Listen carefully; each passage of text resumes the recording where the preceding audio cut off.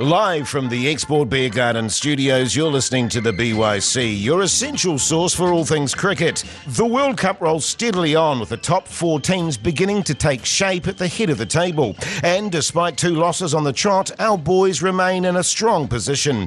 Those filthy, cheating Aussies seem to have righted the ship. India continue their merry way, where hopefully they drop their bundle in the semis, and South Africa remain a threat. Also of note is the outstanding performance of Afghanistan, such that their victories can no longer be viewed as upsets. And lest we forget the woeful English, who continue to shit the bed and are no doubt being absolutely skewered by their press. And Dylan Cleaver, how's life, mate? Life is pretty good, mate. Yeah, good. Could have done without 2 losses on the bounce, but yes, there's wiggle room. Yeah, there is. And I will mention, actually, we spoke to Daryl Mitchell on the Big Show yesterday. Oh, good. There was no sense of panic that I sensed. You know, they're just going to keep steadily moving forward. But Paul Ford, how are you? I'm superbly well, thank you, Jason. It's my birthday tomorrow, and could you organise a win against South Africa for me? Yeah, no worries at all. Well, let's talk about South Africa. Big game, in form. They've had their ups and downs too in the tournament. But more ups and downs. Yeah, very much so. But a talented side who are looking in pretty good touch. Big hitting team. Yes. I mean, that's the critical thing with South Africa, is you've somehow got to silence those bats. If it's not one, it appears to be the other that'll get you at the moment. If it's not Markram, it's de Kock. If it's not de Kock, it's Klaasen. If it's not Klaasen, it's Miller, and sometimes it's all of them. So yes. Yeah, that for me is the key to this game. And Pune, which apparently has got a little bit more pace and a little bit more bounce, which would, you'd have to say, unfortunately, probably suits South Africa a little more. Yes. Yeah, well, they've got threats all over the park, Paul Ford. Certainly not an easy win for us. Absolutely not. No, it's going to be a tough game for sure. It looks like they'll have Kingeso Rabada back in as well, and one of Gerald Coetzee, the 23-year-old fast bowler who bustles around, or Shamsi, the old donkey left arm wrist spinner. One of those guys is going to miss out. So yeah, very settled team. I think maybe Temba Bavuma is maybe their weak link. Yes, got to keep him in, don't you? Yeah, you do. Yep. Although I did see, I think his one-day international record he averages about 51. So it's not exactly pathetic, which I was quite surprised about. Look, I think for me, it's the toss is going to be super, super interesting in this game. I think, talking about Bavuma there, what will he do? What will Latham do? South Africa have been unbelievable in the tournament, batting first, setting monster totals. And then New Zealand, on the other hand, have been magnificent at chasing. So if one or the other, when someone wins the toss, are they going to go with their strength, or are they going to put their opponent out of their comfort zone? Just to give you one statistic on that, South Africa in the Cricket World Cup batting first averaged 7.6 runs per over, so basically on target to score 380. When they're batting second, their run per over rate is 5.3, so 265. So, quite a big differential there. And Bavuma admitted they don't have a chasing blueprint, which would seem to be a fairly important part of the mix before you come to a Cricket World Cup. Yeah, very much so. How are we going to go about chasing totals, fellas? We'll just wing it. Yeah, we'll just see how we go. And the thing is, New Zealand, no team has won more games chasing in the World Cup than New Zealand. We're the only team that's won more games than we've lost chasing totals in World Cup games, and we've done that throughout this tournament so far. Of course, only one boundary away from pulling off a miracle against Australia too. Do we think, because you were talking about the South African batsmen, there's threats all over the place. Do you think we've sufficiently recovered from the absolute battering that we got from Australia, particularly at the top of the innings here in that first 20 overs? Do you think there's any sort of mental damage from that, Dylan Cleaver? Well, actually, strangely enough, I put in my key to victory. Yes. I have put down their wickets with a new ball, and I've got a bit of a breakdown for you here.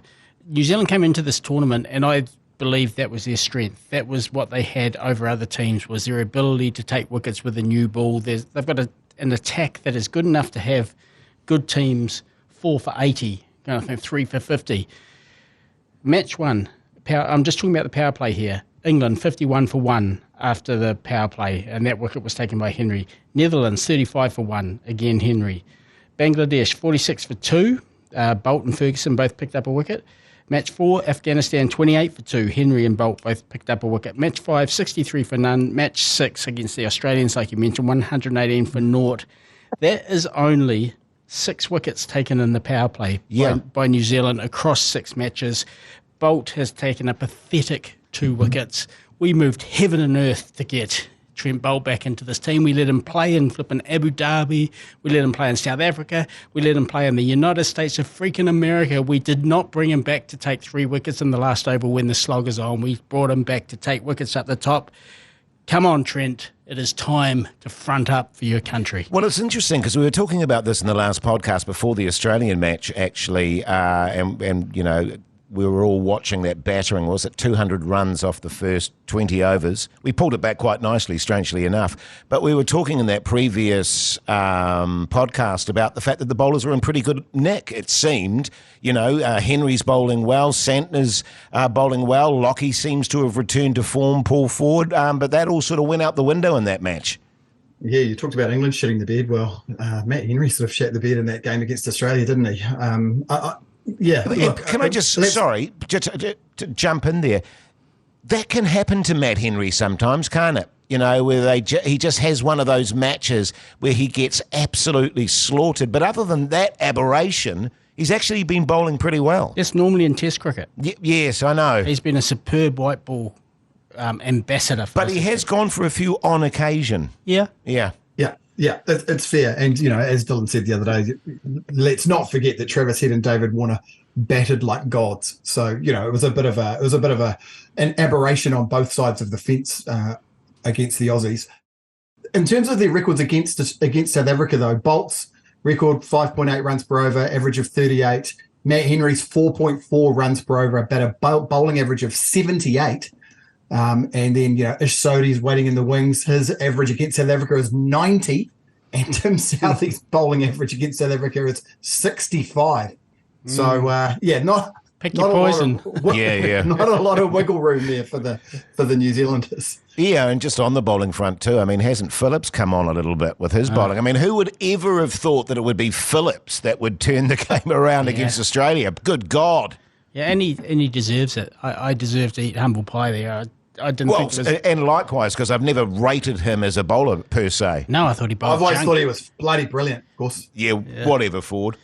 But no, it's interesting. And look, I mean, I'm interested in your thoughts. Who are they going to go with? I don't think Ferguson's going to be ready. I haven't heard that officially or not. I don't know if any of you guys have been scouring the headlines, but I'm assuming Ferguson will miss out. So what is your bowling configuration? Yeah, well, I would bring Southey back. And what, dump Neesham? Instead of Ferguson. Yeah. Great swap. Just straight swap. It sounds like, because it sounds like Williamson's definitely out, and it sounds like Chapman is definitely out, and Ferguson's 50-50, which has got that air of foxing, which I think you're alluding to a bit there, Dylan. So yeah, I'm with Jace on this one. It feels like just a straight swap. Southey comes in, and we hope for the best. Yeah. The other thing I was going to say is, you know, we've got an amazing record against South Africa. I know it doesn't count for much when they're playing as well. It's a different tournament, blah, blah, blah, blah. But we have beaten them 5 times in a row in the Cricket World Cup. And wouldn't it be lovely if one of our little South African-born heroes did something magnificent tonight? So that's Glenn Phillips and Devon Conway. Yes. Hopefully they come back to haunt the men in green. Yeah. Well, I don't know. I mean, I'm really nervous about this match, but I don't know about you fellas. I'm still confident that the boys are going to be there or thereabouts at the sort of pointy end of the tournament. I'm not sort of freaking out yet. We can still afford to lose this match. We've got Sri Lanka coming up. We should take care of them. Well, let's talk about the table as it stands at the moment. Some of the discussion we've had is who in God's name was going to be the top 4? And now when you look at the top 4, it seems to make perfect sense. India, of course, South Africa, New Zealand, and Australia. That seems about right at the moment, Dylan Cleaver. That, for me, will remain the top 4. Well, yeah. I know there's permutations, you know, that can change that, but... Yeah, we'll get to some of those permutations, but I was interested to hear you say there's no sense of panic with Daryl Mitchell. That's what I got too from James Neesham in the interview that he did prior to the South Africa game. Oh, look, we competed for a huge portion of the 100 overs in both of those games up in Dharamshala, and Obviously, those are two of the strongest teams in the competition as well. And while you never want to go out considering losing as an option, I think the way the format of the World Cup pans out, it's sometimes just as important to lose narrowly as it is to win in some instances. So we certainly haven't taken any net run rate hits from those games, and hopefully the way the tournament's set up at the moment, if we can finish strong with 1 or 2 wins in the last 3 games, then that should see us through to the semi-finals. The ultimate strength of this New Zealand side is we don't throw the baby out with the bathwater. Speaking to Daryl Mitchell yesterday as well, is very much a sense of we believe in our game plan. We've had 2 losses in a row, but they were tight losses. Well, maybe not so much with India, but we were so close against Australia. And just as a side note, Rachin Ravindra, I mean, what the bloody hell? What a revelation he's been, Dylan Cleaver. Yeah, obviously the guy's talented. He's been talked about for a long time. I didn't realise how good he was until this World Cup. He looked a little, I think we've talked about it before, he looked a little bit unsure of his role when he came into the team as a test player, playing in that middle order, bowling a few overs here and there. He is very clearly a hyper-talented top-order bat who can bowl a bit of left-arm orthodox if you need it. And that left-arm orthodox, if he goes on the same trajectory as a Michael Bracewell and a Glenn Phillips, might get better and better. Yeah. But he is a gun of a top-order bat. Yeah, well, look, and just on the bowling front too, I think, he is bowling better and better. He's getting his lengths right, and I think that's important. And, Daryl Mitchell was saying regarding Rachin Ravindra, Paul, that he's got a really mature head on his shoulders. What is he, 23, isn't he? Yep, he's 24. He turns 24 later this month, actually. Yeah, but how bloody good. Superb. So looking at this table, Paul Ford, are there any surprises for you at this stage regarding the top 4? No, there's not really. I mean, I think at the start of the tournament predicted Pakistan being up there, and was probably a little bit surprised by how well South Africa have gone. That's probably the only the only change. Yes. And I mean, as you mentioned before, from a New Zealand point of view, if you're going to lose games to the semi-final contenders, because then you're just sort of playing amongst yourselves, and just don't drop games against the teams that you can't drop against. I've done a little bit of predictor playing, and it looks like New Zealand needs to win basically one of the games against South Africa, Pakistan, and Sri Lanka. It'd be great to win all 3. If we're going to drop one, probably the one against South Africa tonight, to be honest, even though I want it as my birthday present. So, look, do we want it to come down to this sort of,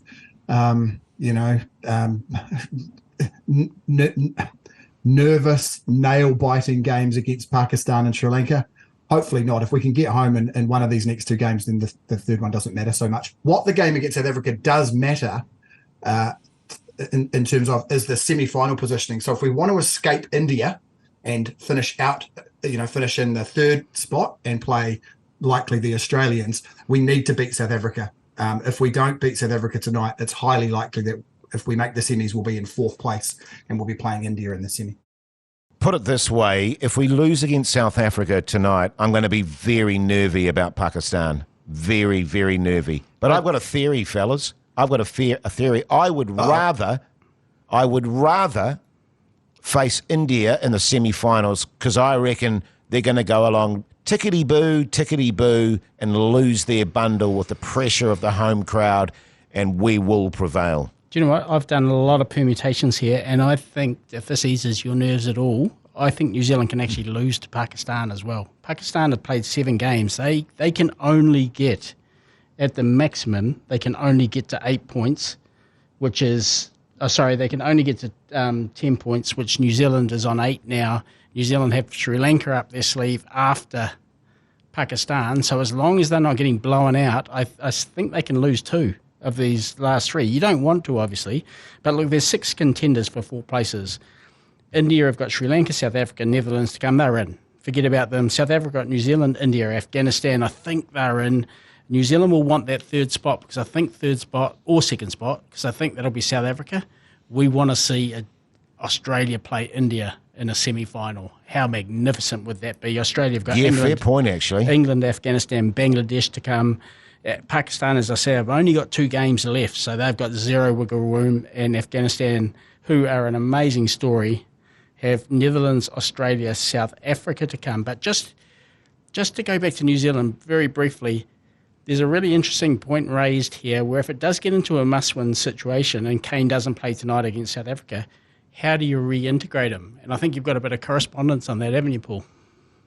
Yeah, I do. We got a cracking wee email through from Jeff P. Gents, is there a way back into the team for Kane in the World Cup if New Zealand loses to South Africa tonight? I don't think you risk him in a must-win game where having him retire hurt could lose us the game. If we lose to South Africa, then New Zealand versus Pakistan becomes a must-win for Pakistan and a really want-to-win game for New Zealand. I don't think they risk Kane here. If we lose to South Africa and Pakistan, then the game versus Sri Lanka is a must-win game because it'll come down to run rate between Pakistan and New Zealand for fourth. I don't think they risk Kane in this game. If we lose to South Africa and beat Pakistan, would Kane get picked for the semi-final after the one game against Sri Lanka? I think not. And if we beat South Africa and he's ready, then put him in the team versus Pakistan. Otherwise, I think we won't be seeing him in the team in this World Cup again. Cheers, Jeff. If he can play, chuck him in. Yep. That's my theory, man. I mean, he proved against, what was it, Bangladesh, that he hadn't had much cricket, comes in and gets a crap load of runs. Nah, man, he's all class. And he's not the sort of player that, won't know how to deal with the situation. So if he's ready to go, chuck him in. Yeah, I tend to agree. Sick of needling him, get him out there. Sweet as. Captain. Yeah. I agree with that. The other thing I was going to say is... It's good points he made, though. Mm. It is very thoughtful. Thank you, Jeff. But I was going to say as well, it's interesting how we talk about different teams, right? So we talk about India choking in the semi-finals. We talk about South Africa being a bogey team for New Zealand. The funny thing is Pakistan talk about them being the bogey team for New Zealand. Like they have a terrific record against us. I think they've beat us 7 times out of 9 in Cricket World Cups, and they say it too. In 2019, Dylan, you were saying that the way this tournament's shaping up sort of has echoes of that tournament, and going into a game against Pakistan in that tournament, Azhar Mahmood said something along the lines of what New Zealand does is they go really well, they win, and when a crunch situation comes up against Pakistan, they don't do well. So that's a bloody annoying thought, isn't it? Yeah. It's not something I needed to think about. Incidentally, by the way, fellas, how good that South Africa-Pakistan game. Did you see that? I did see it. Yeah, the last man in, screen. Oh, shit, yeah, I had to really get the cogs turning. Yeah, I've seen, because I know what it's like, so much cricket in the head. Yes. No, what a game. See, South Africa nearly butchered that, didn't they? Yes, they did. And that was one of those chases. And that was after it was that game when Bavuva came out and said, we haven't really talked about how to chase totals. And I thought, ooh, jeepers, okay. And they sucked against the Netherlands chasing as well. Looked unsure, looked all at sea, probably a bit cocky. So, I guess that's the, going back to that question, what do you do if you're Tom Latham? I feel like the Gary Stead method is to play to your strengths. And so New Zealand chase because that's what we do. But that also plays to South Africa's strength. I don't know. Yeah, speaking of strength, England have none. God, I mean, it is really genuinely hard to fathom what's going on with the English. Of course, they bowled India out cheaply. You think, all right, okay, they're going to do a bit of an upset here, and then just dismal again with the bat. Yeah, and Paul once more has got some cracking correspondence on this very subject. Yes, I do. This one's from David OC. I had to email again to prove to your erstwhile colleague that Dylan is not emailing himself, and to share, being a Kiwi in England, how wonderful it is to witness the media hand-wringing over England's performances on the cricket fields of India. Scrap the 100, more domestic 50-over cricket, top players out of form, etc., etc., etc. Stokes' awful shot against India summed everything up. And, of course, England still might not qualify for the Champions Trophy next year, depending on results against Australia, Pakistan and the Netherlands. It's unbelievable. Regardless of how New Zealand finish in the tournament, it makes me enormously proud of how our team continues to perform magnificently on the world stage with a fraction of the resources of other teams, as well as a fraction of the whinging when things go wrong.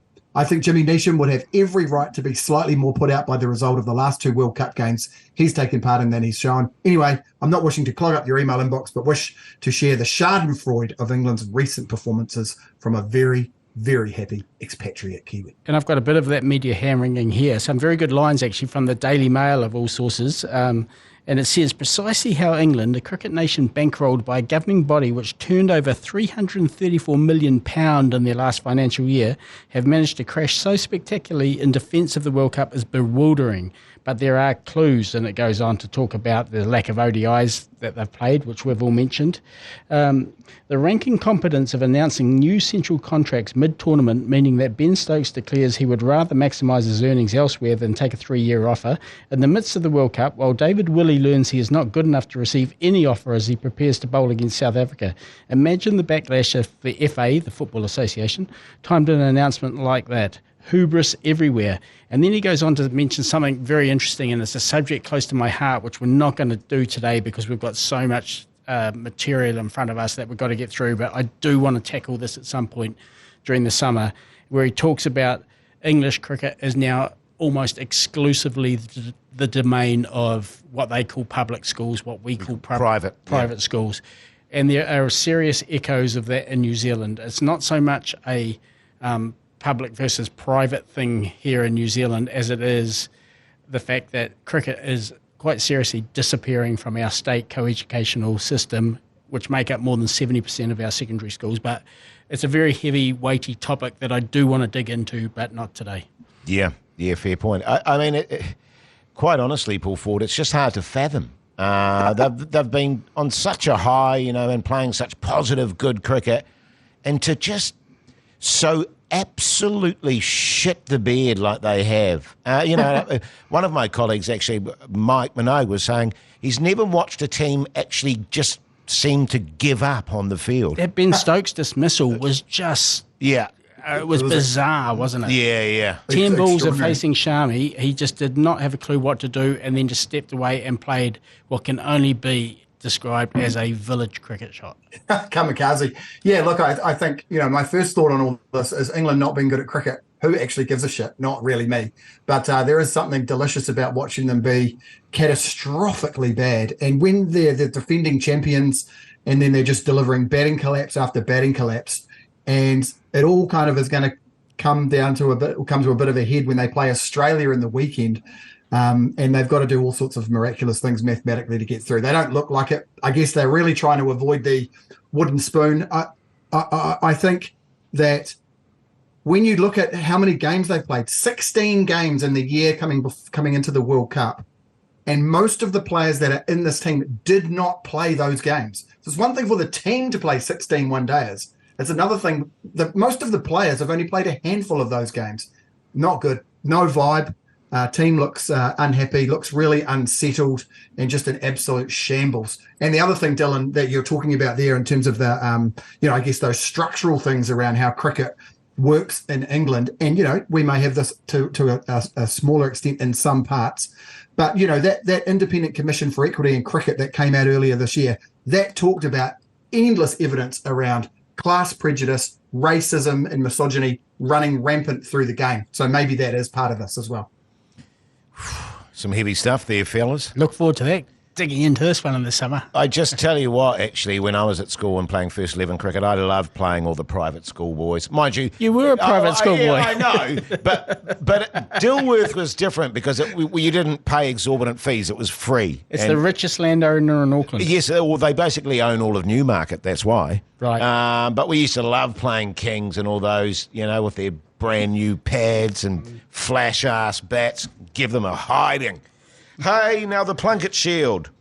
Let's get into that. Northern Districts beat Auckland by 9 wickets. R. O'Donnell, 61. Clark, 6 for 45. Christian Clark, that is, not his brother. Yes, Christian Clark. Jeet Ravel, 50. Joe Carter, 58. Hampton, 59. Ashok, 7 for 103.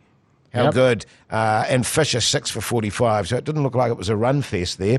No. I saw that Ashok 7 wickets as well. There was quite a lot of batsmen trying to hit over the top. Yeah. So let's not think that he's running a Jadeja vibe in that 7 wickets. But bloody good on him. Yes. He beat CD by 172 runs. Nathan Smith, 4 for 34. Gareth Severin, 77. Nick Kelly, 98. James Hartshorn, 4 for 17. Bit of a shocker. That was in Nelson too, in the heartland of CD. What's going on, boys? Canterbury, Dylan Cleaver. Yeah. Canterbury drew with Otago. Harvey Nichols, 124. Mitch Hay, 59. Jake Gibson, 4 for 58. Dale Phillips, 61. Sheet, 4 for 25. Nichols, 61. McConkey, 108. Hay, 82, not out. Todd, 64. Niall Jamison, 4 for 43.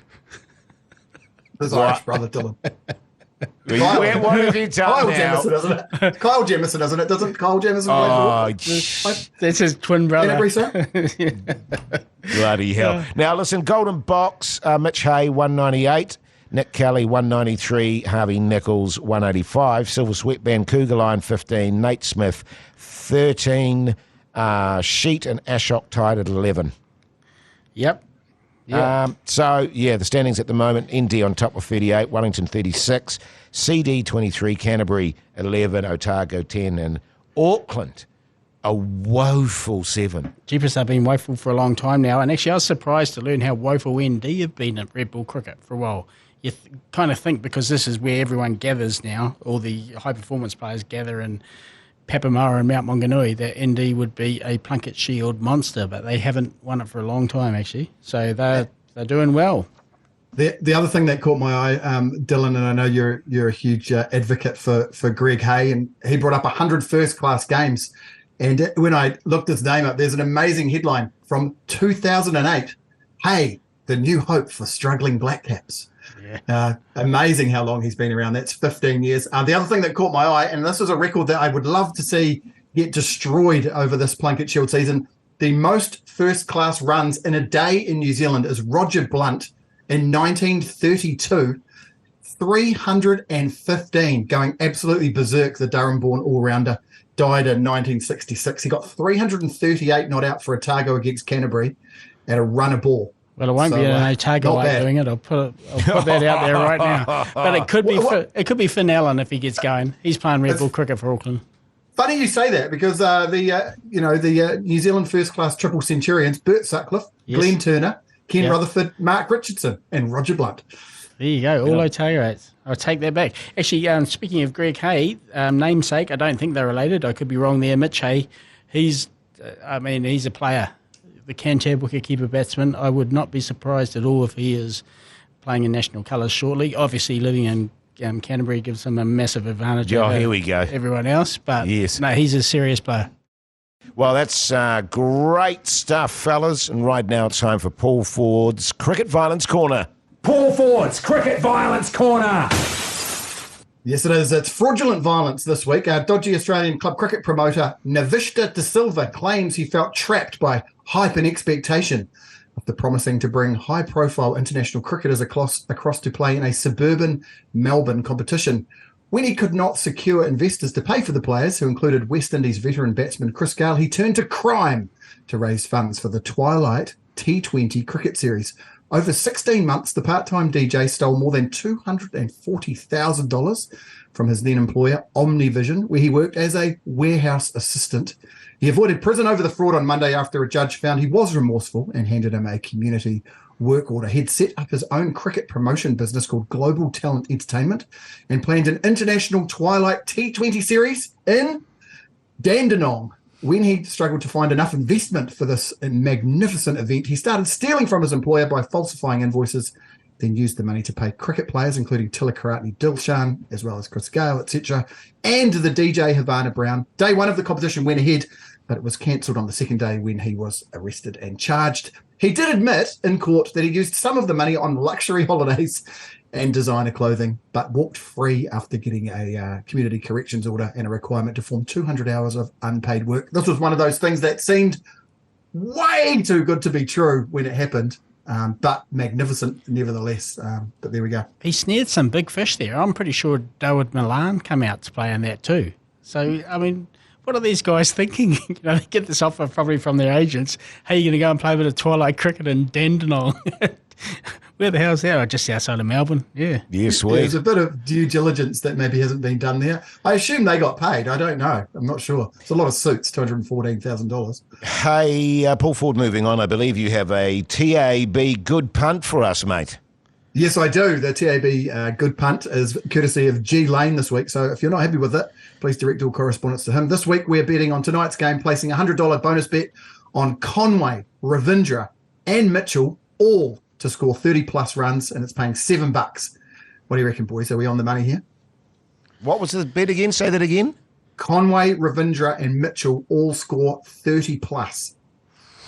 Cheapers. And what's it paying? It's got to be $7. Nah. Tough. Yeah, that's a toughy one for me. Yeah. But, we'll see how we go. Good luck out there if you follow Mike Lane's advice on anything. Yes, fair point. Hey, I would have bet $100 on Super Over. It's paying $41. And now it's the Toppa Correspondence of the Week. Toppa Correspondence of the Week, brought to you by Leader NZ's Lasagna Toppa. Can I tell you what, fellas? We have been absolutely inundated. What do we want to focus on here? I've got one I'd like to read out, yes, actually, because of, Tim Barton. He's written a couple of times, actually, on this subject through my Substack, actually, which is The Bounce, which you can find if you Google Dylan Cleaver and The Bounce. He says, "Hi, Dylan. The most extraordinary international cricket matches in October, if not the best, was surely played in Argentina and not India. The 3-match T20 series between Argentina and Chile women's teams produced figures which are unlikely to be matched and might be worthy of a mention, at least on the BYC. Hey, Tim, there's nothing at least about the BYC, mate. Played in successive days, Argentina recorded 427 for 1. Yes, it was a T20. 300 for 6 and 337 for 1. In reply, in a slightly one-sided contest, Chile were dismissed for 63, 29 extras, 19, 15 extras, and 22, 21 of which were extras. There were no sixes, but 57 fours when Argentina topped 400, and one of their batters averaged a neat 300 for the series. The 22 recorded by, in fact, I think it's Chile, isn't it? Not Chile. Chile, yes. Yeah, I've got to get that right. Must surely be the first instance where just one run has been scored with the bat. There were 8 ducks, and another player did not bat because of injury. Chile all-rounder Florenica Martinez, who was only 15, had a tough introduction to international cricket. She failed to score during the 26 balls she faced in the series, and her bowling figures were 0 for 123 from 4 overs. Her 1 over in the first match went for 52, including 17 no balls, but she still did enough to be tried again in the series. Perhaps G20 is not her ideal format. Thank you very much for that. Tim, who also goes on to talk about Greg Hay and his first-class century count, but that can be saved for another. Do you remember those days, boys, when you're a young fella playing cricket and your team would be bowled out for like 42 and 30 of them would be byes? Byes. Or extras. Yeah. Good times. Yeah, I remember playing for my school, my private school, Dylan Cleaver, with girls, and we went to Tauranga Boys College, and they pumped us so bad that we played again, and they pumped us again, and then we got to go watch most of the first 11 game. So, yeah. It happens, Good times. Sometimes it happens. Hey, if people want to get in touch with us, Paul, what do they need to do, mate? Because we love their correspondence. Flick us an email to byc@beigebrigade.co.nz or slide into the DMs of the Alternative Commentary Collective or the Beige Brigade on Instagram or Facebook, and they'll find their way to us, and we'll potentially read them out. We get so much. It's actually pretty tricky. But we read them all, we share them. We've got a WhatsApp group, and we always share them and have banter about them. So, thanks to everyone that gets in touch. Great stuff. What's going on with the Bounce there, Dylan Cleaver? Heaps, I imagine. Yeah, the Bounce has slipped out of rugby mode and into mainly CWC mode now, but there is all sorts of other good stuff you can find on there. As I mentioned before, just Google Dylan Cleaver the Bounce, or go to dylancleaver, all one word, .substack.com. It is free. Good stuff, mate. Well, lads, that's the end of this podcast. Go the mighty Black Caps, eh? What are we thinking? Prediction from you, Dylan Cleaver, tonight's match. I think they fall just short in this one, but then beat Pakistan. I think they stop that whole Pakistan bogey team thing. But South Africa, just not quite. Paul Ford. Bolt 6 wickets, South Africa degraded. It's New Zealand versus England at the Cape Town all over again. Yeah. Black Caps. Good stuff. Comfortable win. I'm happy to be wrong. Yeah, good stuff. It doesn't happen often, but when it does, I'm happy. Thanks for listening, and make sure you tune in same time, same place next week. We'll see you later.